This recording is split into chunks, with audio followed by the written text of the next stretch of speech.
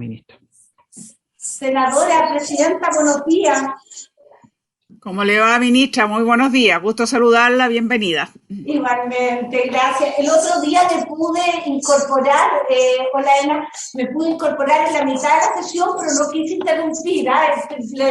Lamentablemente fue porque llegó gente acá y no pude salir. No se preocupe, sí, igual nos dimos cuenta, pero no se preocupe. Ya. Vamos a partir ahora porque ya tenemos nuestros dos invitados, Verónica Vimasal y el señor Juan Luis Goldenberg. Por lo tanto, la magistrada Vimasal y el profesor Juan Luis Goldenberg. Así que vamos a comenzar inmediatamente. ¿Estamos listas, Pilar? Sí, presidenta, puede iniciar. Muy bien. Entonces, partamos. Le damos la palabra a la magistrada Verónica Vimasal. Perfecto.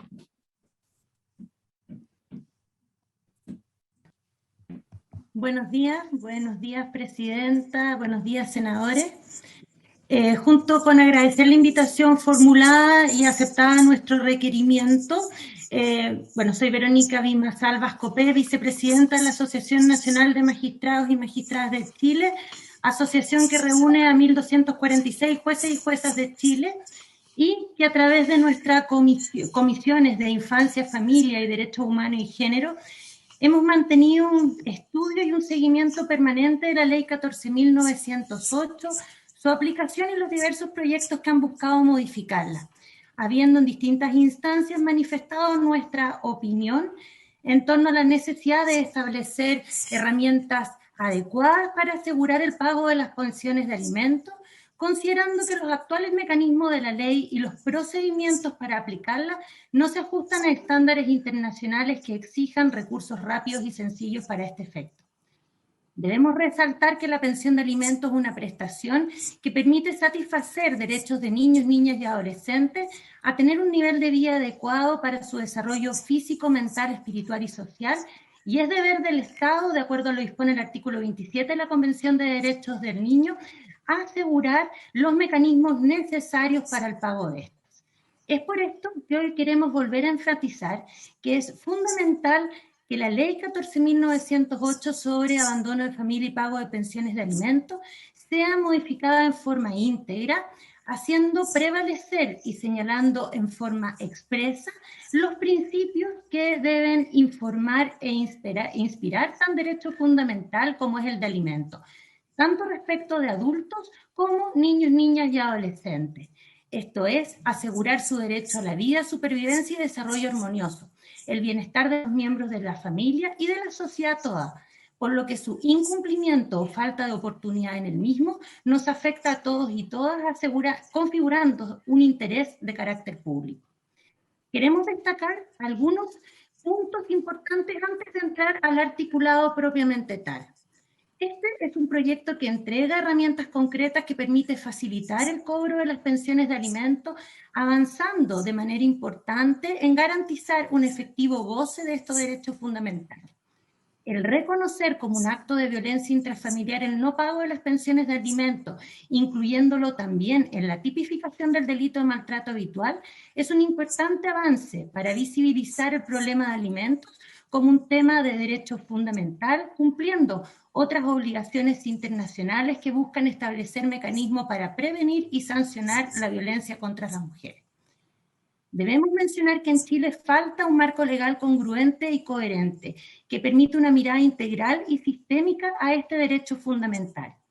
En este sentido, la actual orgánica permite múltiples interpretaciones que no cumplen con un estándar de un justo y racional procedimiento, vulnerando gravemente los derechos del alimentario y demorando y dificultando el goce del derecho a alimentos. Aún falta por avanzar en mecanismos a través de los cuales el Estado asuma su responsabilidad en establecer y garantizar que los padres u otros responsables cumplan con sus obligaciones en esta materia, tal como sería el establecimiento de una pensión mínima garantizada por el Estado, siendo el Estado quien paga y se encarga del cobro del alimentante moroso, tal como lo hemos demandado en nuestras presentaciones al Ejecutivo en noviembre del 2019. Consideramos necesario insistir en una modificación al artículo 10 de la Ley 14.908 que este proyecto no ha considerado, en cuanto a mover el límite del 50% de los ingresos del alimentante que pueden ser afectados como para el pago de pensiones de alimentos, ya que es una norma discriminatoria que no favorece el ejercicio de una coparentalidad, solo ampara a uno de los padres, obligando en muchos casos al otro, generalmente la madre, a destinar mayores esfuerzos, todos sus ingresos a satisfacer las necesidades básicas de los hijos comunes.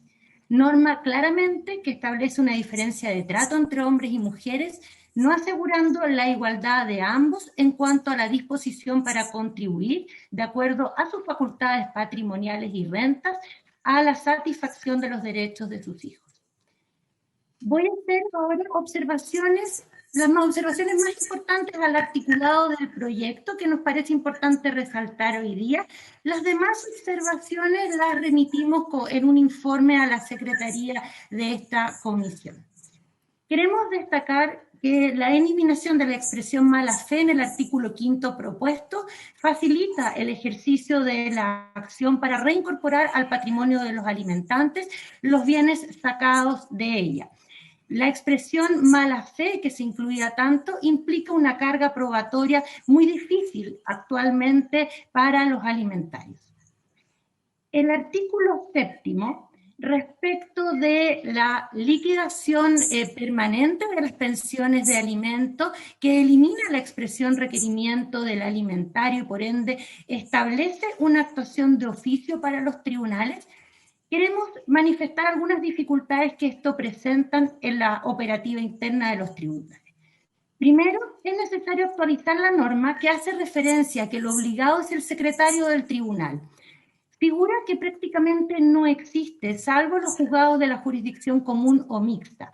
Debería referirse de manera específica al administrador del tribunal o a la persona que éste designe las unidades de cumplimiento o otras unidades que dispone cada uno de los tribunales de acuerdo a las últimas modificaciones en nuestra ley orgánica. La redacción que se propone es una supresión de una frase y por ende implica que los tribunales de oficio periódicamente deberemos practicar liquidaciones de las deudas de alimento, actualizar las mismas.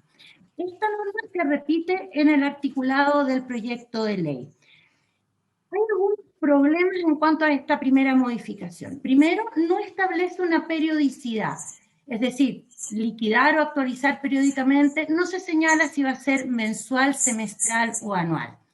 Tampoco contempla un plazo de caducidad, es decir, hasta cuándo. Por ende, nos indica que toda pensión decretada por el tribunal, por los tribunales, deberán liquidarse mensualmente. En efecto, en principio los alimentos se deben por toda la vida del alimentario mientras se mantengan las circunstancias que hicieron decretarlo.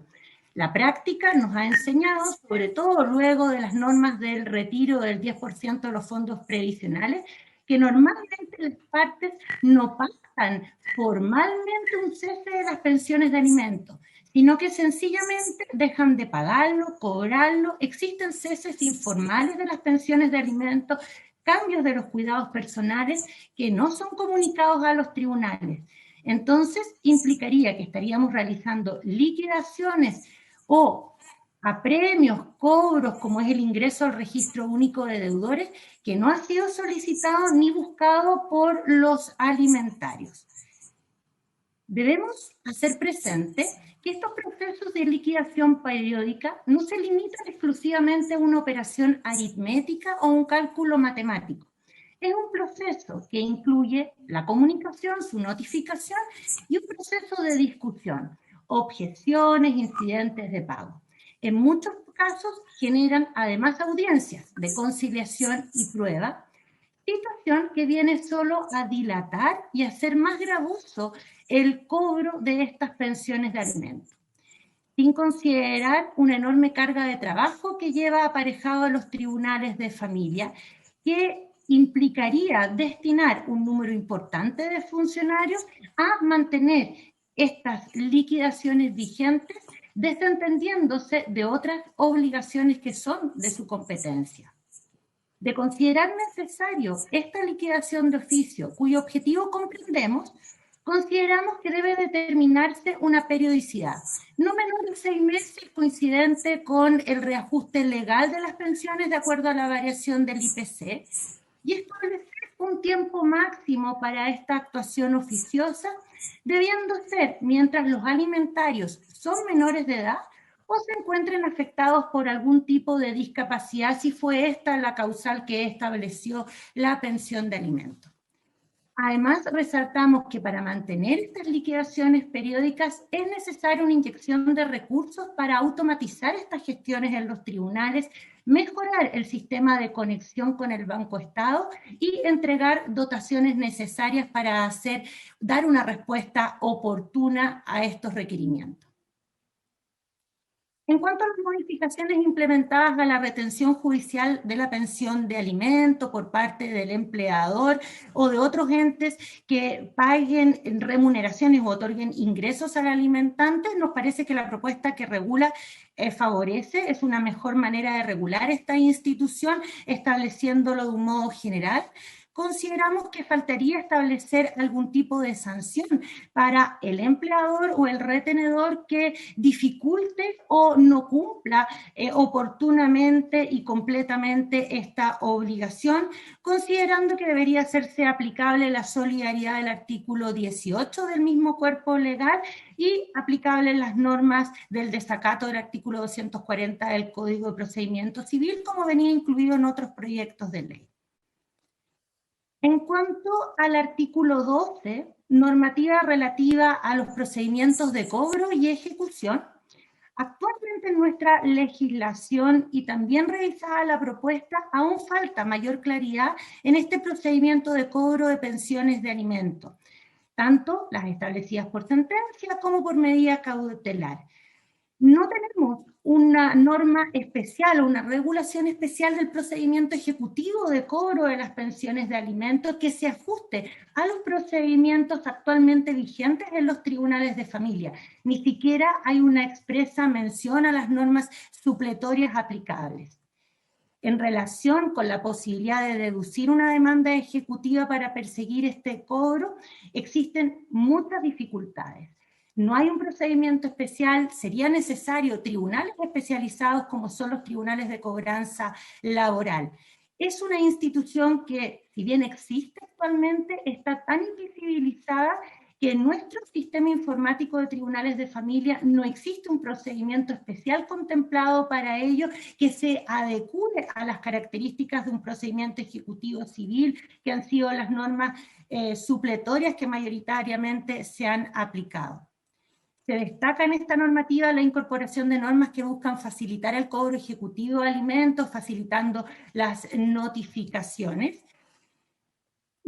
Es necesario reiterar aquí en cuanto a la periodicidad de las liquidaciones que se dan, los mismos problemas que indicamos en el artículo anterior. Si bien aquí se establece una periodicidad mensual, consideramos que el plazo es bastante corto, teniendo en cuenta que todo el procedimiento de discusión que puede generar un proceso de liquidación muchas veces supera el mes o la capacidad de agenda de los tribunales para estas audiencias incidentales, escapan del mes, por ende reiteramos que podría ser semestralmente.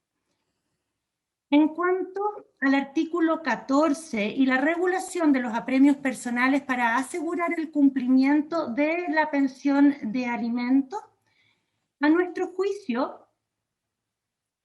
la norma va en un sentido correcto, las propuestas realizadas van en un buen sentido, regulando de una mejor manera la forma de cumplir las órdenes de arresto decretadas por los tribunales y cómo establecer las sanciones del artículo 18 para que no obstaculice el cumplimiento de estas órdenes. Pero en cuanto a la referencia que hace el artículo al registro de prófugos, creemos que es necesario una mayor especificación. ¿De a qué registro de prófugos nos referimos?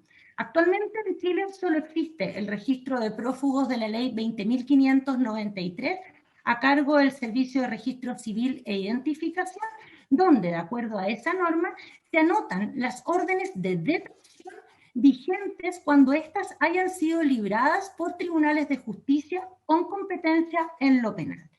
Por ende, si nos hacemos referencia a este registro de prófugos, sería necesario hacer mención de la ley que lo regula. Pero también es importante precisar que este registro en su ley y en su reglamento tienen requerimientos especiales que deberían establecerse en esta normativa de la ley 14.908 y que además genera efectos que están regulados en el artículo 10 de la ley 20.593, como es la privación de ciertos beneficios otorgados por el Estado, que es necesario analizar a mayor profundidad si corresponde que también se aplique estos efectos en el caso de arrestos por no pago de pensiones de alimentos, porque en definitiva podría venir a perjudicar aún más al grupo familiar. Además, es necesario especificar qué va a realizar el funcionario público que tiene acceso a este registro de prófugo en el evento de encontrarse con una persona que se encuentre ingresada en este mismo registro. ¿Deberá proceder a su arresto y ponerlo a disposición de la unidad penal para cumplirlo? Eso es necesario que también vaya especificado. En cuanto al artículo 19 bis que incluye este proyecto de ley en cuanto al plazo de prescripción, nos parece un importante avance, muy necesario porque ha generado diversas interpretaciones y también respeta la medida proyectada, protección de derechos fundamentales. Ahora, en cuanto al tema principal de este proyecto de ley, que esto es el Registro Nacional de Deudores de Pensiones de Alimentos, consideramos que la creación de este registro es un importante avance en la generación de herramientas que aseguran el pleno goce de derechos de niños, niñas y adolescentes. Es una herramienta adecuada para instar al pago efectivo. En cuanto a observaciones específicas, el proyecto de ley impone al juez la obligación de incorporar de oficio al deudor en estos registros, lo que nos parece muy adecuado, ya que protege a los alimentarios y en especial a las mujeres jefes de hogar que muchas veces desconocen estos derechos o se encuentran presionadas para no utilizarlos. En cuanto al artículo 22, letra B, en cuanto a los requisitos de procedencia, se refiere la ley que, comillas, que adeuden total o parcialmente al menos 2 cuotas consecutivas de alimentos provisorios o definitivos o 4 discontinuas. En este caso queremos precisar el vocabulario en cuanto a hablar de mensualidades, ya que en el uso actual se habla de mensualidad de pensión de alimentos, no importando si es continua o discontinua, porque hablar de cuotas genera confusión con lo que en la práctica son los acuerdos de pago, donde una deuda total que incluye varias mensualidades se acuerda pagar en cuotas y esto puede generar alguna dificultad en la aplicación. En cuanto a las personas que tienen acceso a este registro, el artículo 23 del proyecto de ley regula que son personas con interés legítimo, expresión que genera distintas interpretaciones. No se especifica qué podemos entender por interés legítimo, ni tampoco cuál es la institución que debe determinar este interés o ante quién se debe reclamar frente a una negativa que considere la persona injustificada. Si queremos que esta herramienta genere una presión importante para los alimentantes morosos, este registro debería ser público en general. Por ende, nuestra propuesta es eliminar la expresión legítimo y dejarlo disponible para toda persona que tenga interés en él. En cuanto al artículo 24 que regula el tribunal competente para el ingreso al registro, consideramos que debería quedar claro que es competente para proceder a él todo tribunal donde se tramite un proceso de cobro o apremio por no pago de pensiones de alimentos, considerando la posibilidad que un mismo alimentante tenga causas en diversos tribunales por distintos alimentarios. La formalidad que establece el proyecto relativa a cómo el tribunal debe proceder a la inscripción en este registro o a mandatar la inscripción en este registro, el proyecto de ley habla de comunicar el registro, entre comillas, con citación. Esta formalidad procesal solo va a generar una dilación innecesaria. toda vez que ya el procedimiento inmediatamente anterior, esto es la liquidación, la determinación de la deuda, ya otorgó a ambas partes los plazos necesarios para discutir la existencia o no de esta deuda, requisito fundamental para proceder a la inscripción. Y si nosotros ahora damos la comunicación con citación conforme al artículo 69 del Código de Procedimiento Civil, solo venimos a abrir otra ventana para volver a generar incidentes. Bastaría que, ejecutoriada la liquidación que cumple los requisitos del artículo 22, se proceda a dar orden de registro, ya que el alimentante que considere que no se ha cumplido con estas formalidades aún tiene el recurso de reposición de la ley 19.968, donde podrá alegar que no se ha cumplido con los requisitos legales o bien enervar la inscripción acreditando el pago total de la deuda. Volvemos a hacer mención que la liquidación mensual o la actualización mensual de la pensión de alimentos que se mantiene adeudada y cuyo alimentante se encuentra incorporado al registro es una recarga innecesaria. Consideramos que debería ser semestral esta actualización, porque si velamos por el derecho del alimentante moroso, este tiene, al igual que cualquier deudor civil de una deuda común, la posibilidad de enervar el registro acreditando el pago, y la actualización para favorecer a la alimentaria y evitar incidencias innecesarias bastaría en plazos de 6 meses. En cuanto a la posibilidad que contiene el proyecto de ley de anular o cancelar la inscripción por un acuerdo de pago, entre comillas, serio y suficiente, no nos parece conveniente cancelar la inscripción bajo este motivo. Y de procederse a ello, consideramos que debería establecerse una sanción en el evento del incumplimiento del acuerdo, ya que muchas veces nos encontramos con acuerdos de pago de pensiones de alimentos en cuotas que en realidad nunca se cumplen.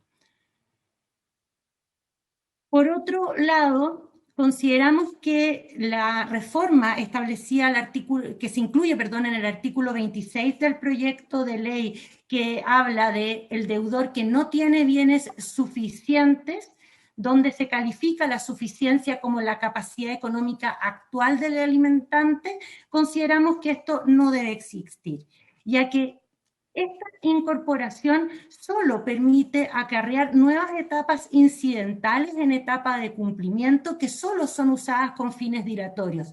Existen las acciones de cese y rebaja de pensión de alimentos que todo alimentante puede utilizar y que abre un procedimiento ordinario con respeto de las normas del debido proceso y correspondiente contradicción para ambas partes. En cuanto al otro tema que consideramos muy relevante de esta ley, que es las modificaciones en torno a la violencia intrafamiliar, a considerar el no pago de las pensiones de alimentos como un acto de violencia de género, vamos a destacar algunos puntos importantes. En cuanto a lo contemplado en el artículo 40 de la ley 14.908, consideramos que es un importante avance, ya que se considera en la tipificación del delito de maltrato habitual el no pago de estas pensiones, aunque consideramos que por técnica legislativa debería estar todo regulado en el artículo 14 de la ley 20.066, que tipifica de manera específica el delito de maltrato habitual. Para la eficaz y correcta interpretación y aplicación de esta norma, observamos los siguientes puntos. Primero, al incluirlo en la tipificación del delito de maltrato habitual, consideramos, atendidos los requisitos que el sistema penal impone a las condenas por estos actos, una mayor claridad en las circunstancias que configurarían el ilícito, diferenciándolo de la violencia intrafamiliar general que este proyecto incluye en el inciso final del artículo 5 de la ley 20.066. Exigiendo para su configuración como delito de maltrato habitual con la relevancia y los efectos que esto tiene para la persona, una permanencia mayor en el registro de deudores, proponiendo 6 meses. En cuanto a la modificación incluida en el artículo 5 de la Ley 20.066, reiteramos que consideramos que la mención al vocabulario cuotas puede generar diferencias de interpretaciones, pareciendo más específico hacer referencia a mensualidades, teniendo en cuenta que la expresión cuota se usa para establecer la forma de pago en meses de deudas de alimentos. En tercer lugar, se considera importante para efectos de ambos artículos determinar el momento en que se estiman impagos los periodos exigidos. Si al día siguiente de la fecha de pago, si así queda de manifiesto en la liquidación o certificado, y esto es muy importante para poder determinar y acreditar la comisión del ilícito en sede penal. Como Asociación de Magistrados reiteramos nuestro compromiso y disposición para proponer participar y durante toda la discusión parlamentaria por este proyecto de ley. Consideramos que es un importante avance en la legislación para cumplir con obligaciones internacionales de la Convención de Derechos del Niño, de la CEDAW, y quedamos disponibles para cualquier consulta que tengan o cualquier otro requerimiento que la Comisión nos pueda hacer. Muchas gracias por la invitación. Muchas gracias a la magistrada Verónica Bimasal por su detallada exposición, más allá del documento que hizo llegar a la Secretaría y que tendrán acceso, por supuesto, todas las integrantes de la comisión. Yo quisiera, en primer lugar, darle los saludos a la senadora Muñoz, que se ha incorporado, y por lo tanto, Pilar, formalmente, entonces, en nombre de Dios de la Patria, abrir la sesión. Estábamos en comité. Sí. Creo que es preferible que continuemos con la exposición del profesor Juan Luis Goldenberg y posteriormente entonces le damos la palabra a las senadoras para consulta, observaciones, comentarios y por supuesto voy a darle la bienvenida también al ministro de Justicia que se incorporó, pero yo no quise interrumpir en el momento que estaba exponiendo la magistrada Verónica Bimasal. Y también está la senadora Sabat, presidenta. Disculpe que no la había visto. Senadora Sabat, que está sin cámara. Sí, aquí estoy. Muy Estaba bien. escuchando todo desde el inicio de la comisión. Gracias, senadora. Muchas gracias. Bueno, le damos la palabra entonces al profesor Juan Luis Goldenberg. Bueno, en primer lugar, muchísimas gracias por su intermedio, señora presidenta. Muy buenos días a usted, a la señora senadora, a la señora ministra de la Mujer, al señor ministro de Justicia. Yo quiero agradecer particularmente la invitación a participar en este debate, en esta discusión sobre un proyecto de ley que estoy de acuerdo con la señora magistrada en el sentido de que va en la línea correcta, avanza bastante en lo que se refiere a la protección principalmente de las niñas, niños y adolescentes de nuestro país en un ámbito que es tan doloroso. A mí personalmente, cuando me toca pasar esta materia en el ámbito del derecho civil, el derecho de familia, uno se da cuenta también en cuántas oportunidades nuestros, en mi caso, alumnas y alumnos han pasado por estos momentos tan difíciles que significa principalmente el abandono y la falta de cooperación, en este punto económica, por parte generalmente de sus padres. Y en ese sentido, el avance en estas materias creo que es indispensable. Yo quisiera colaborar particularmente con un tema, que es el tema que se refiere al tratamiento privilegiado del crédito, sin perjuicio que, si el tiempo lo permite, voy a tratar de hablar de otros temas quizá un poquito más particulares. En todo caso, hice llegar esta mañana una minuta que también puede eventualmente servir de base para aquellos aspectos que voy a tratar de analizar. Bueno, en primer lugar hay que considerar que se introduce una modificación en el artículo 2472 del Código Civil a efectos de indicar que las pensiones de alimentos, las obligaciones alimenticias pasan a tener un privilegio. Esto era una ausencia muy notable en nuestro ordenamiento jurídico, porque en la escala de prelación de crédito estamos diciendo, bueno, ¿y qué ocurre cuando los bienes del deudor no son suficientes para pagar a todos sus acreedores? Y en la actualidad, la deuda de alimentos es calificada como una deuda balista, es decir, sin ningún grado de preferencia. Y en la mayor parte de los procedimientos concursales, esto significa que simplemente esa deuda no va a ser pagada con el producto de la realización de los bienes. Esto, que quizá en su primer momento, cuando se dictó el Código Civil, podría haber tenido algún sentido, porque los procedimientos concursales, o las quiebras, por decirlo de alguna manera, no estaban pensados en las personas naturales, sino más bien en comerciantes o en empresas, hoy en día es una realidad muy, muy habitual, principalmente con motivo de la reforma de la legislación concursal en Chile con la ley 20.720 del año 2014. Hoy en día hay un número muy importante de personas naturales que se someten y donde encontramos que la protección del alimentario es casi nula. Ahora bien, la propuesta incorpora al crédito por alimentos en el artículo 2472, es decir, un crédito de primera clase en su numeral 5, compartiendo el rango con los créditos por remuneraciones laborales. Ahora, lo que sí hay que considerar, y que la profesora Carmen Domínguez, en la exposición de la semana pasada también señalaba, es que se establece, eso sí, un rango de protección, es decir, solamente va a estar cubierto con el privilegio las primeras 120 unidades de fomento, y el remanente va a ser considerado balista si lo hubiera. Estas 120 unidades de fomento equivalen actualmente aproximadamente a 3.600.000 pesos, y al menos a mí no me queda claro, quizá hay ciertos antecedentes de respaldo para justificar una limitación de este tipo. Sobre todo si se considera, en primer lugar, que el otro crédito que acompaña al crédito por alimentos, que sería el de las remuneraciones, no tiene ningún tipo de limitación.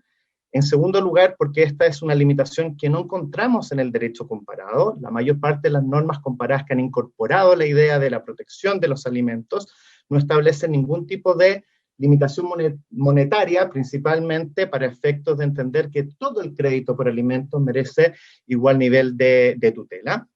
Y tercero, porque si se pensara que el problema está en que se trata de un crédito, o más que un crédito, una preferencia oculta, la verdad es que esto se soluciona principalmente con la incorporación, a partir de este proyecto de ley, mediante el registro. Cualquier persona puede acceder al registro con algún matiz, principalmente por aquello que nos señalaba la magistrada Vimasal, en el sentido de que actualmente, como está dispuesto en la norma, solamente se señala a aquellas personas que tienen interés.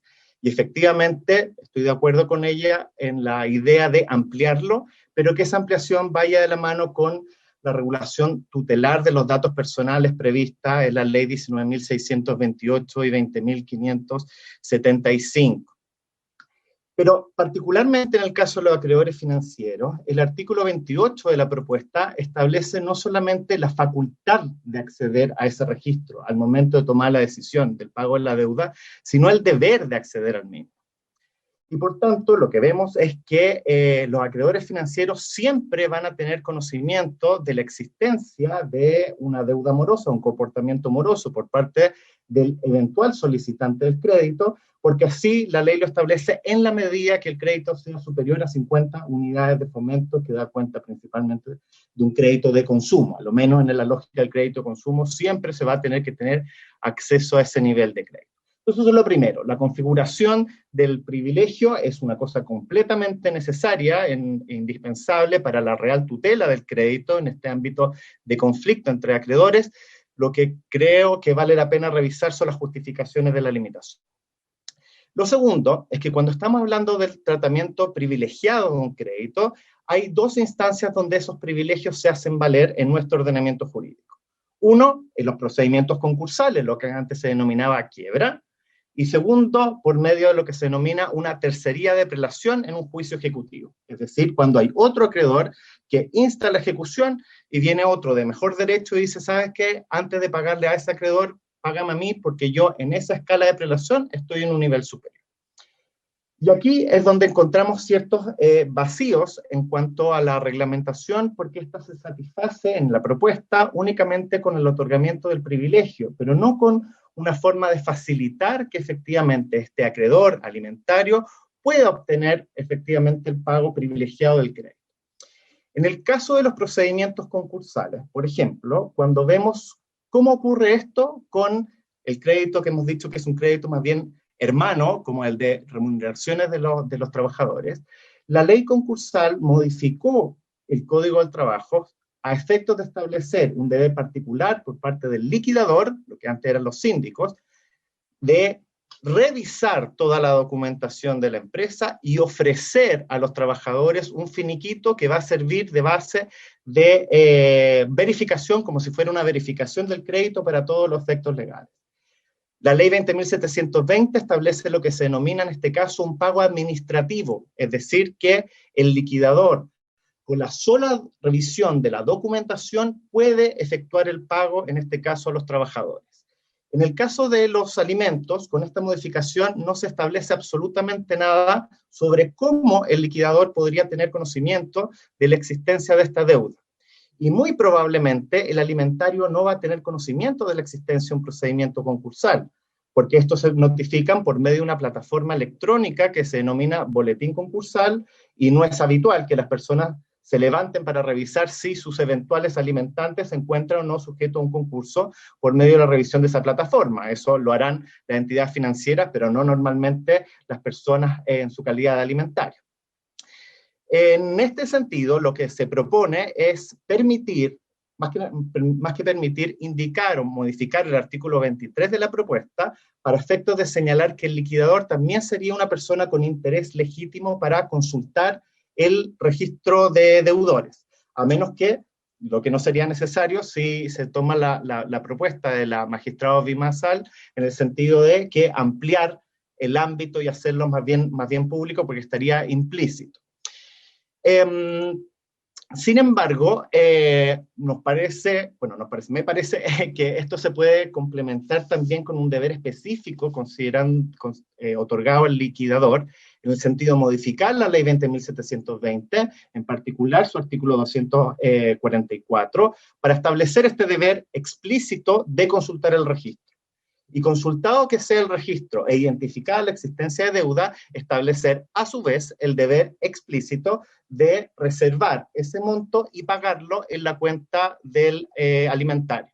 De manera que el alimentario no tenga que concurrir contratando un abogado para participar eventualmente en ese procedimiento, porque estando en un lugar bastante privilegiado se produce este pago administrativo o pago automático con motivo de la intervención del liquidador.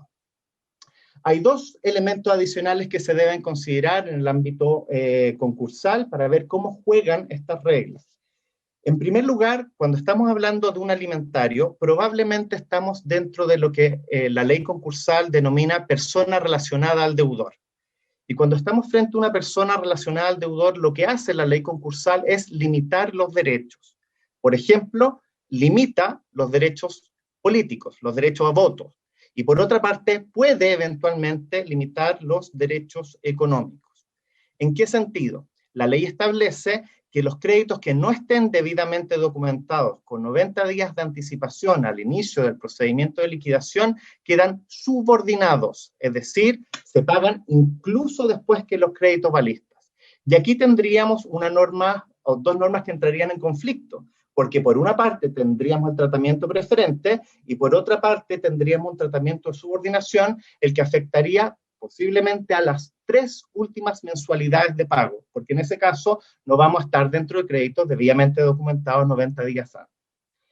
En consecuencia, aquí la propuesta está en modificar de nuevo la ley 20.720, pero a efectos de indicar expresamente que esas reglas no tienen aplicación cuando estamos hablando de una persona relacionada, pero cuyo crédito es un crédito que se da en virtud de una relación de pago de pensión de alimentos. Es decir, no se le priva el derecho a voto y no se encuentra sujeto a la posibilidad de la eventual subordinación de sus créditos. El otro escenario donde los privilegios se pueden hacer valer es por medio de estas tercerías de prelación en un juicio ejecutivo, y donde nuevamente es más que probable que el alimentario no sepa que el alimentante está sujeto a un procedimiento de ejecución de sus bienes y que eventualmente tiene derecho a participar en ese procedimiento solicitando que se le entreguen los bienes con la preferencia que le ha otorgado el legislador.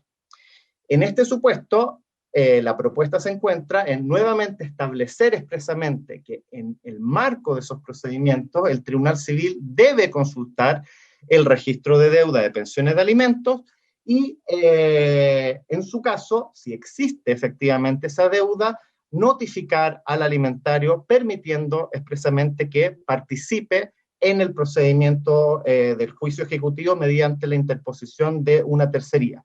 Una modalidad que se parece bastante a lo que ocurre en el caso de los bienes familiares, en que la ley establece la obligatoriedad de notificar también personalmente al cónyuge no propietario. Acá la idea es que se notifique al alimentario para ver si desea hacer valer la preferencia.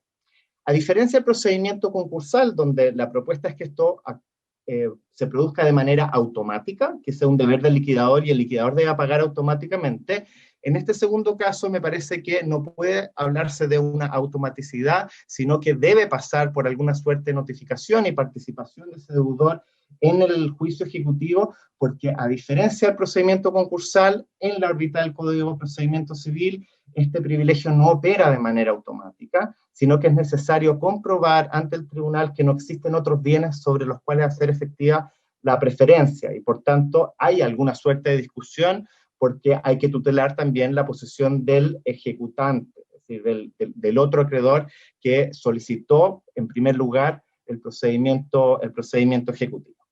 Y con eso cierro el cómo creo yo que se podría perfeccionar esta idea de la protección del crédito mediante el privilegio, adecuando ambos cuerpos legales en los cuales esto tiene interés, como es por una parte la ley concursal y por otra parte la regulación del juicio ejecutivo en el Código de Procedimiento Civil.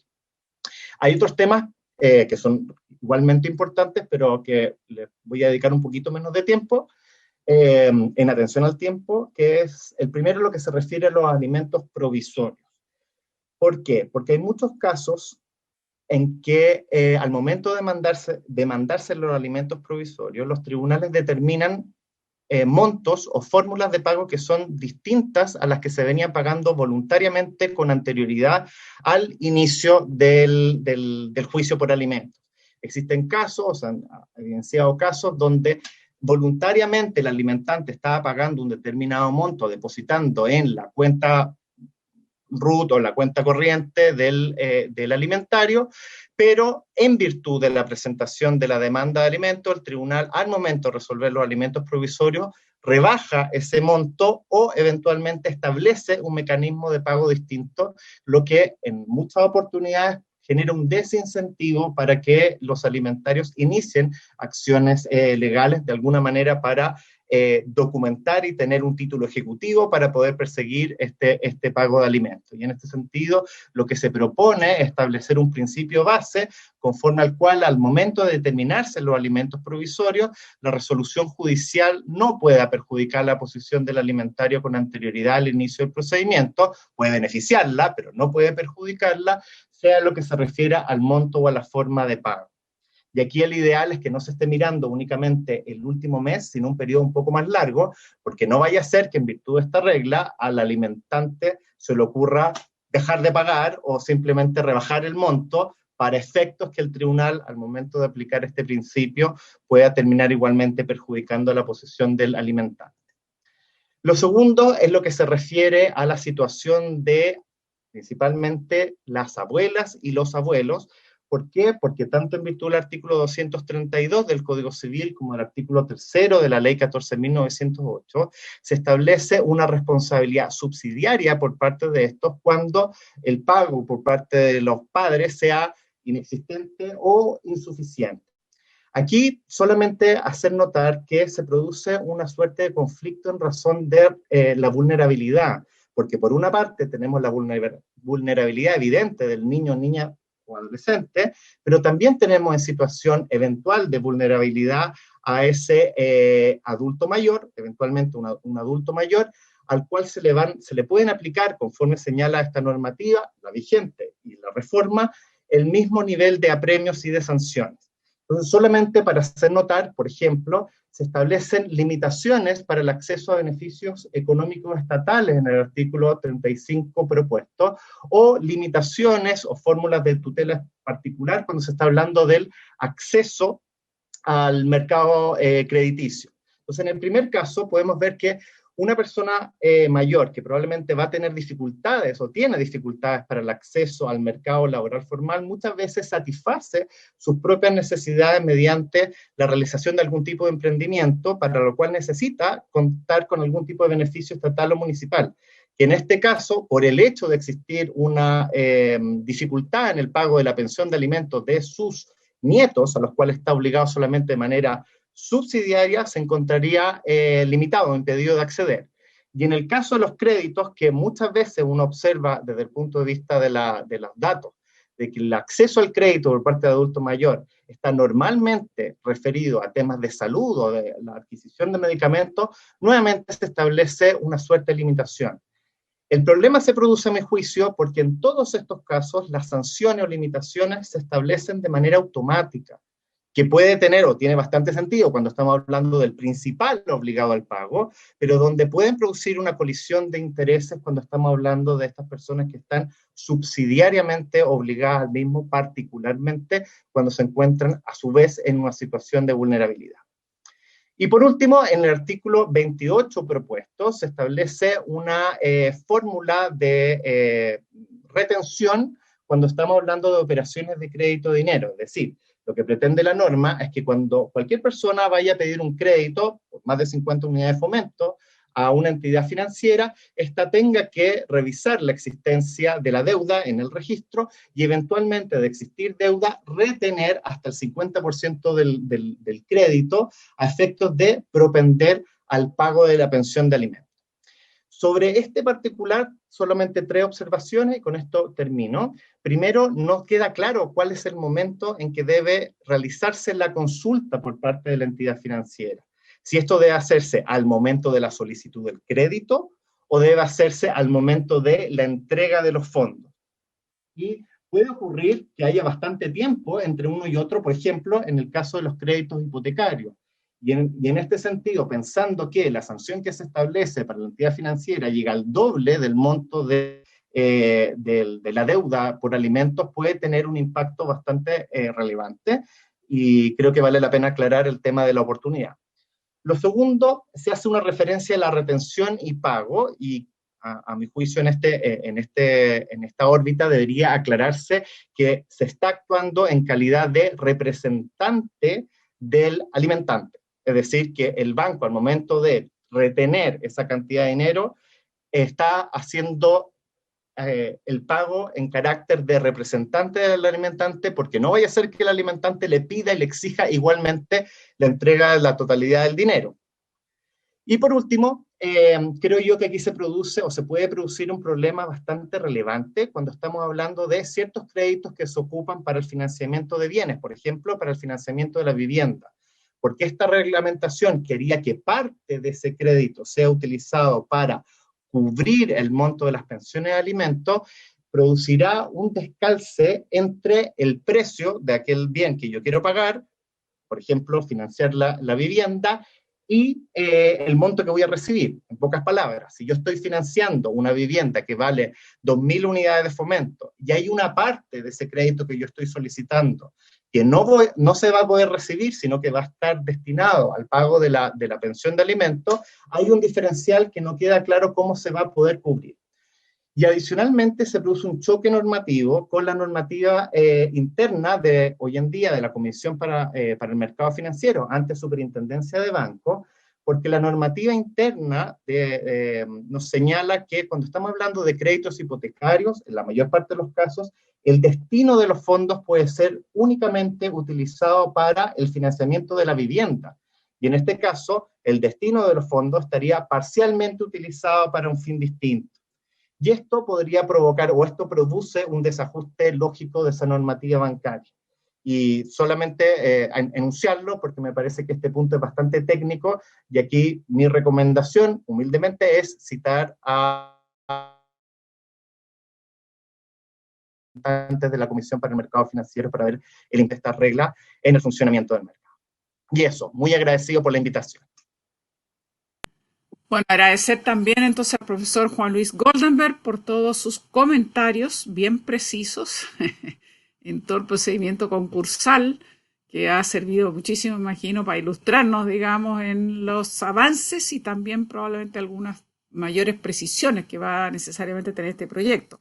Hemos señalado, se lo digo a los dos invitados, que se va a constituir una mesa con nuestros asesores, con el Ministerio de Justicia, para revisar justamente las observaciones que han hecho llegar, sea las senadoras integrantes, sea los invitados que han expuesto en esta comisión, para justamente precisar aquellos temas que se consideren necesarios, de mayores definiciones, para evitar efectivamente ineficacia en lo que todos perseguimos, que es llegar a esa pensión alimenticia que le corresponde a esos niños, niñas y adolescentes, o que no tengan las mujeres que seguir persiguiéndolas como hasta ahora generalmente ocurre. Dicho aquello, le voy a ofrecer la palabra a la senadora von Baer. Usted había pedido la palabra, y posteriormente la senadora Muñoz, si desea hacer uso de la palabra. También está la senadora Sabat, que nos está escuchando. Gracias, Presidenta. Saludar a la ministra que está presente, a nuestros invitados y agradecerle. Me queda súper claro lo que plantea el profesor Goldenberg, y no sé si podemos pedirle, profesor, si nos pudiese, si quizás lo tiene, no sé si lo tiene, hacer llegar específicamente cómo cree usted que deberán quedar redactados los artículos correspondientes a los que usted hizo alusión. Si es que lo pudiera hacer llegar a la Secretaría, sería muy útil y yo le estaría muy agradecida. Luego, a la magistrada, yo entiendo y se ha planteado por distintos magistrados que nosotros hemos escuchado en la comisión, la preocupación respecto a la liquidación mensual, y yo ahí mi pregunta sería, ¿cuál es la propuesta de ustedes? ¿Cuál es la alternativa, en el fondo, respecto a lo que plantea hoy el proyecto? O sea, ¿cómo lo debiéramos resolver para que esto funcione en la práctica y no nos encontremos con algo que finalmente en la práctica genera un montón de problemas y no ayuda al fin último que todos nosotros tenemos, que es que se paguen las pensiones de alimentos? Ese sería mi comentario y mi pregunta a la magistrada. Gracias, Presidenta.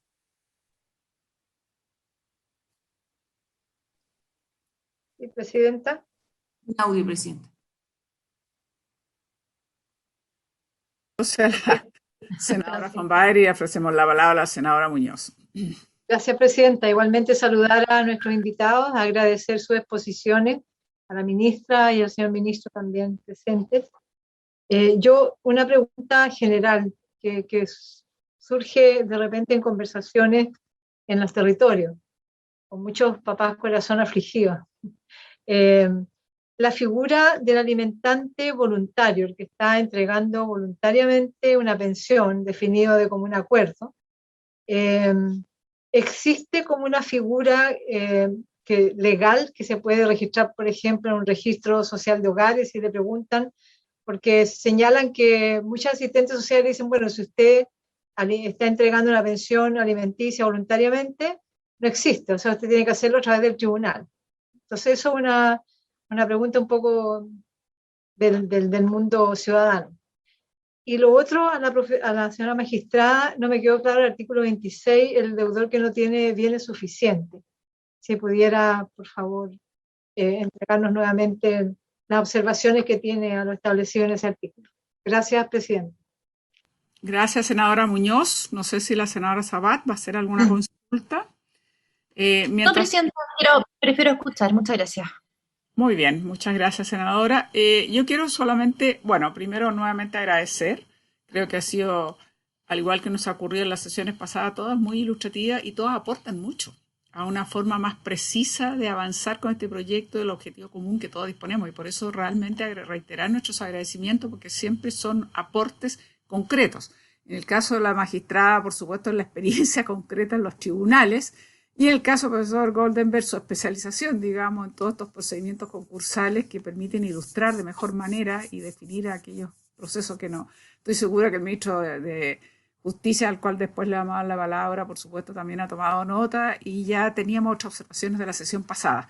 Brevemente, quiero de una manera más general preguntarle a la magistrada Verónica Vimasal, cuando habla que es preferible tener un ingreso mínimo, llamémoslo así, garantizado por el Estado, porque el Estado no está cumpliendo con este rol de garantizar y de tener los instrumentos idóneos adecuados que permitan eficazmente pagar estas pensiones, y por lo tanto que pague el Estado y con posterioridad el Estado se encargue de cobrarle a esos alimentantes morosos.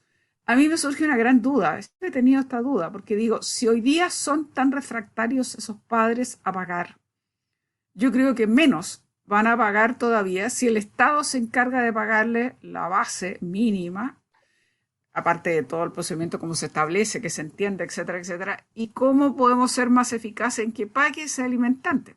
Entonces, yo me gustaría que se explayara más porque creo que es un tema más general, una posición, digamos, más general, casi más de principio, y yo creo que sería sumamente relevante poder tener, con la experiencia que tiene la magistrada en los tribunales de familia, nos explicitara cómo ve posible aquello. Le ofrezco la palabra a nuestros invitados y posteriormente al ministro de Justicia para que pueda hacerse cargo también de las observaciones que han hecho en esta exposición y en la anterior. Magistrada Verónica Bismasal. Gracias, presidenta.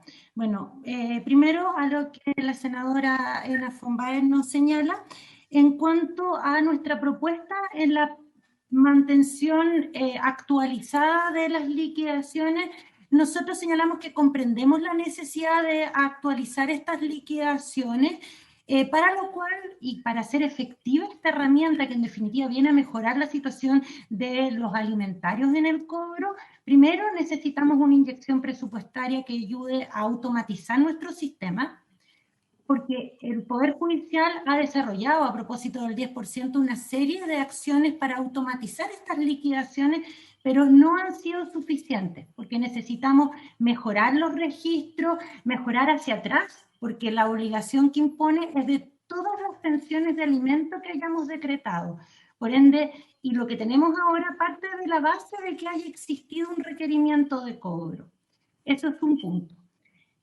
Además, necesitamos una mejora en la conexión que tenemos actualmente con el Banco Estado, que es la forma de pago de nuestras pensiones de alimento de manera general, donde tenemos un desfase de 48 a 72 horas con las cartoras que se nos emiten, y eso genera muchas dificultades y muchas incidencias en los cobros. Por ende, la conexión del Banco Estado debería ser en línea y actual al momento que nosotros sacamos la cartola y podemos realizar esta liquidación automática si esto se logra. Aparte de eso, el Poder Judicial en algunas regiones solamente ha podido, y en algunas ciudades, más bien en algunas ciudades de Centro Corte, ha podido generar unidades de cumplimiento con dotaciones extra, principalmente de funcionarios, no así de jueces, para poder hacer frente a los procesos de cumplimiento, lo que aún es insuficiente. Entonces, se necesita una mayor dotación, lo que lo hemos visto ahora en este proceso del 10%, que ha aumentado en más de un 2000% el número de liquidaciones que hemos hecho, han aumentado también las notificaciones, lo que en cierta medida el proyecto mejora bastante y facilita, pero no así las incidencias que requieren, al ser nuestros procedimientos orales y públicos, requieren audiencias, por ende, horas juez, que actualmente no tenemos. Hemos sido suplidos en todo este proceso del 10% con apoyo financiero para contratas transitorias, asignación de funcionarios y jueces de otros tribunales para poder hacer frente a esto. El cobro de las pensiones de alimento o la ejecución de las pensiones es enorme en el Poder Judicial, como se señala y lo señala también la senadora Isabel Allende al final en su consulta, es un problema generalizado y que requeriría ya, mirando más adelante, un proyecto de tribunales especializados de ejecución y que se dediquen con procedimientos especiales a estos temas.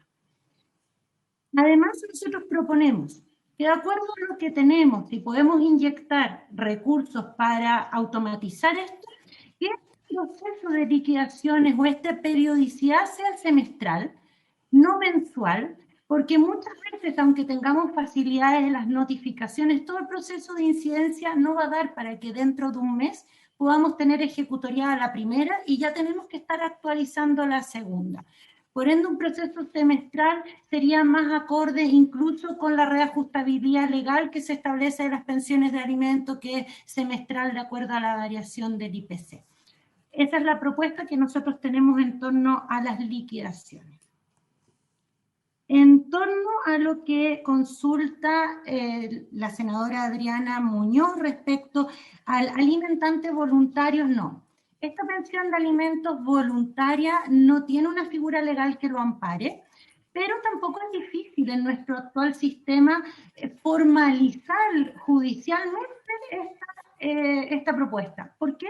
Porque está concurrir a una mediación ambas partes, porque se entiende que es una pensión dada de común acuerdo, siempre tiene que haber un acuerdo de ambas partes para que digamos que esta es la pensión válida, se va a mediación, se regula, o se presenta una transacción, un avenimiento. Nosotros los tribunales de familia, incluso en algunos casos excepcionales, se autoriza a actuar sin necesidad de abogado para aprobar estos de común acuerdo, siempre que nosotros nos aseguremos que ambas partes vengan en igualdad de condiciones, que la voluntad de ambas partes esté acreditada y que no haya una presión. Lamentablemente muchas veces nos encontramos con que nos dicen que yo pago una pensión voluntaria porque entrego la leña, entrego el bono de alimentación, y muchas veces es mucho menos de lo que el alimentante puede. Por eso es necesario que haya un acuerdo que esté formalizado ante los tribunales para asegurarnos que es efectivo este pago y es de acuerdo a las circunstancias del alimentante y las necesidades del alimentante. En cuanto a la suficiencia de bienes que yo referí en el artículo 26, el proyecto de ley contempla que durante este proceso de cobro de apremios, el alimentante alegue que no cuenta con bienes suficientes para responder a la pensión de alimento.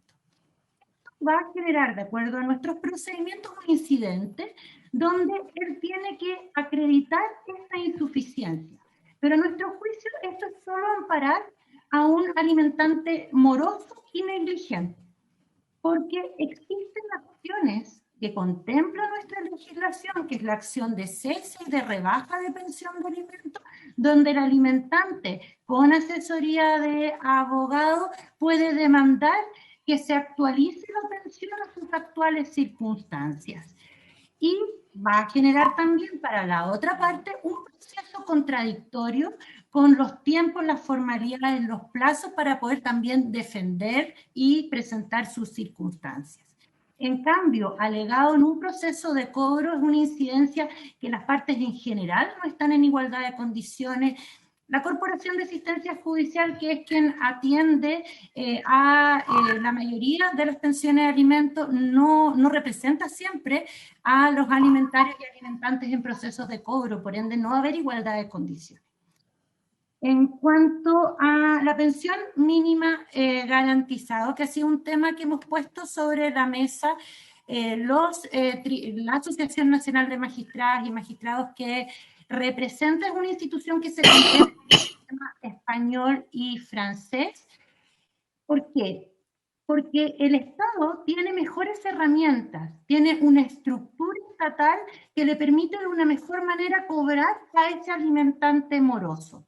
Que la mujer, los alimentarios, no cuentan con esta capacidad y esta potencia que implica el propio Estado para poder cobrar estas deudas, que son pensiones mínimas que se garantiza. No es garantizar la pensión de acuerdo a las circunstancias socioeconómicas, sino que es una pensión mínima que garantiza el Estado y que se ha entendido con mucha doctrina que el Estado luego tiene mejor capacidad para cobrar que el propio alimentario. Aquí hay que considerar el artículo 27 de la Convención de los Derechos del Niño, donde es el Estado el responsable de asegurar las pensiones de alimentos y es el Estado quien va a poder responder internacionalmente por la falta de estos mecanismos. Internacionalmente no va a ser el padre, la madre o el obligado a responder. No podemos olvidarnos que existe una cultura del incumplimiento de las pensiones de alimentos. No creo que una pensión mínima garantizada aumente esta morosidad porque ya es culturalmente establecido. Eso, no sé si contesté todas las consultas, pero quedo abierta a cualquier otra duda. Gracias. Muchas gracias, magistrada, y ahora le ofrecemos la palabra al profesor Goldenberg. A mí me quedó, perdón, profesor Goldenberg, también un poco dando vuelta, creo que es complejo el tema de los abuelos y abuelas. Creo que efectivamente puede ser un choque de dos realidades. Los niños son los vulnerables, pero también adultos mayores normalmente, si consideramos las pensiones de este país, si consideramos la realidad de este país, son bastante vulnerables. Entonces creo que ahí sería interesante ver, y después el ministro de Justicia se hará cargo, cómo podemos nosotros evitar esta colisión de intereses. Bueno, por su intermedio, yo voy a referirme un poquito, pero a pesar de que la pregunta no fue dirigida a mí, el tema del acuerdo de pago serio y suficiente de pensiones de alimentos, simplemente para respaldar un punto de que estaba señalando la señora magistrada, que es la falta de equilibrio que tendría alimentante y alimentario incluso en la forma de tratar de llegar a ese acuerdo.